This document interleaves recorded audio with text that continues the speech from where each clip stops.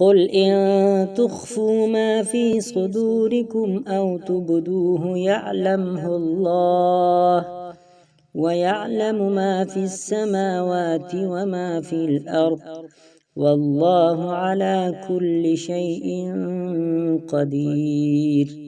يوم تجد كل نفس ما عملت من خير محضرا وما عملت من سوء تود لو أن بينها وبينه أمدا بعيدا ويحذركم الله نفسه والله رؤوف بالعباد.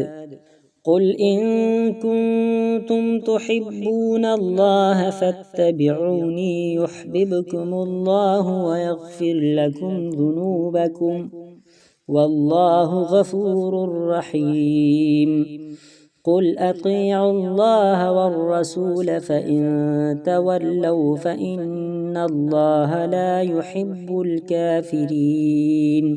إن الله اصطفى آدم ونوحا وآل إبراهيم وآل عمران على العالمين ذرية بعضها من بعض والله سميع عليم.